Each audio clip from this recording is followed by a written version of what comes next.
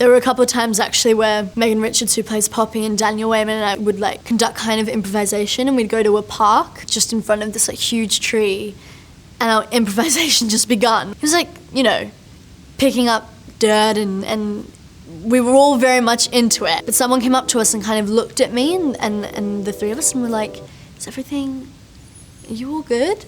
Hi, I am Markella, and this is how I prepared for my character Nori.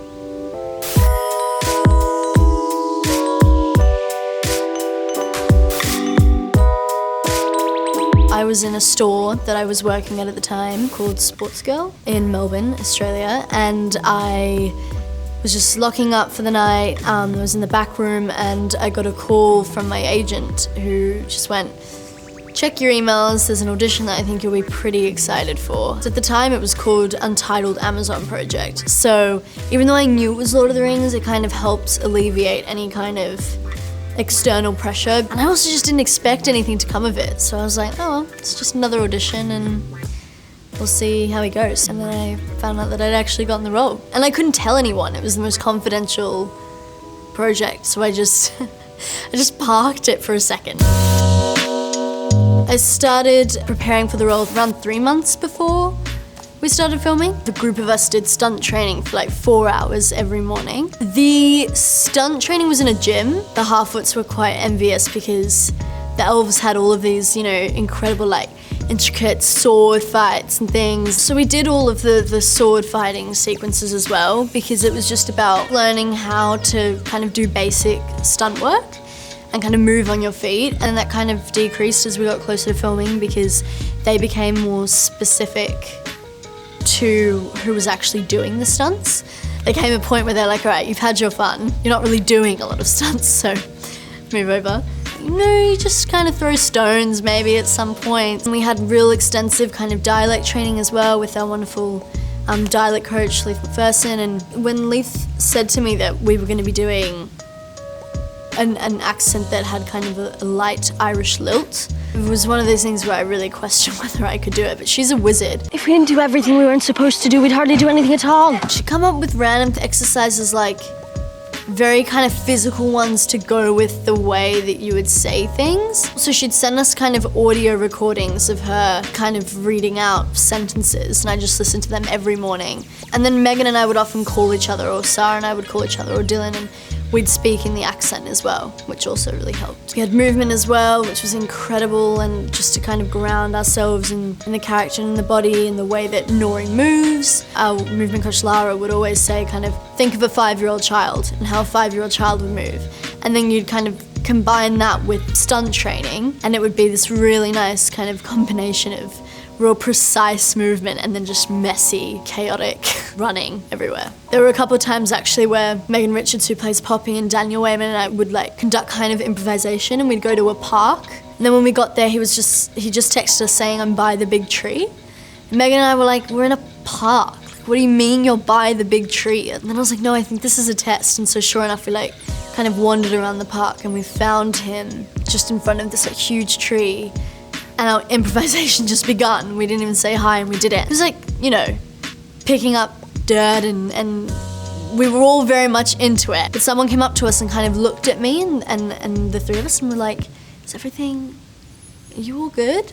And so then I was just like, it's good, we're good. When we started rehearsing, that was kind of the pivotal moment for me where I realized that I was doing it, because I'd see someone who I just hung out with who was just in completely like normal casual clothes, and then I'd go and they'd have like prosthetic ears, or some of the orcs would have these full-on body prosthetics and then would like remove their gloves and be eating a banana, just like hanging up, you know, at lunchtime. It was those kinds of moments, I guess, that I would feel like I was an audience member, and then I'd go, oh, actually I'm a part of this. Whilst obviously kind of immersing myself in the context and the lore beforehand, for context, I then worked very much from the page. Then it was just focusing on how I could bring Nori to life within the given circumstances that were already kind of created for me. So the showrunners were so collaborative. There was such a safe space for us to actually ask questions and explore new ideas and kind of discuss the scenes. It really was a team effort. Like Dylan and Sarah and Megan and Daniel and the rest of the community. It all helped bring Nori to life in a way, because we were building on relationships between ourselves as humans as well. Before set, I would always listen to You Ought to Know by Alanis Morissette. It relates to Nori's headspace in some weird way. I admire Nori's bravery a lot. I think that I would not be as brazen as she is. The thing that I did relate to is that she's very protective over her family and over her loved ones, and so that was kind of my way in, I guess.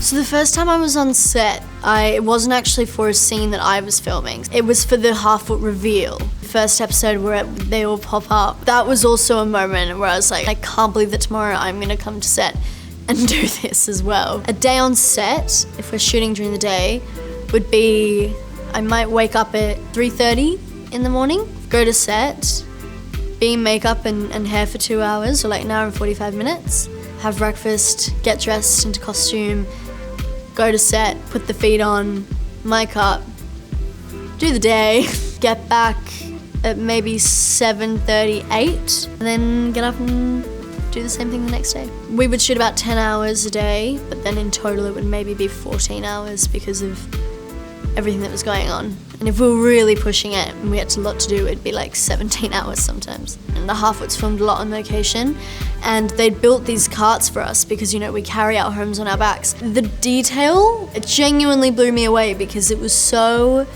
specific. I couldn't tell where the natural environment began and where the set began. It was just the two had mixed so seamlessly, and everyone was so excited. Like, the crew was so excited, and I mean, I could go on about the crew, but I just genuinely feel like their work is what you see on screen. It comes to life because of them. It was a mix of scale work, it was a mix of set being kind of built differently, especially when Daniel Wayman was working with us, and the Stranger's obviously much taller. They'd built another whole cart so that we looked even smaller, and like the berries were scaled to be bigger as well, so they're bigger in our hands. They are edible. The berries that they made, they were like a jelly.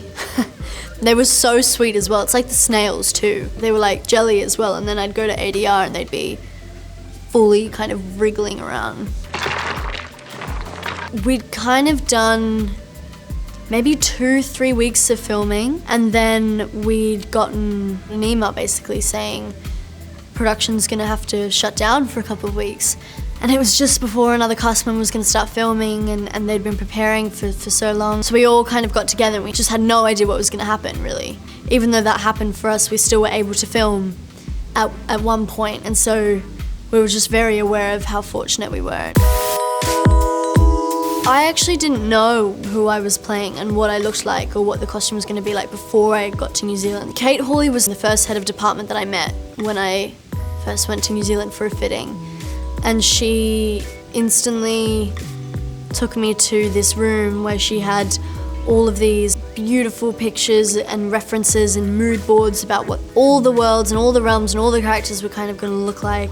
My ears are prosthetics. The feet come up to about like just above the knee. They're like big silicone slippers. They have like a real protective underlayer. They're just huge. You're like in a boot, essentially. And my favorite thing about the costume was that the Harfoots have these apple seeds. It might be easy to kind of miss them because they're dotted around and they represent each member of the community that's passed away from previous migrations. So the elders might have like lots kind of threaded and a lot of embroidery on their chest and everywhere, but the younger ones would have maybe like less, and so that was incredible because it just united the Harfoots as a community, and so I love that. That's my favorite part of the costume, I think. There was a video that I saw. Bryan Cranston said, "Don't have a claim on an outcome." I mean, I'm still learning and I want all the advice I can get, really, but that just stuck with me because it just helped alleviate any kind of pressure, because it's like, you know, just do what you love moment to moment, and if something comes of it or you get a role or you get a project, amazing. If it doesn't, just remember why you're doing it and keep going.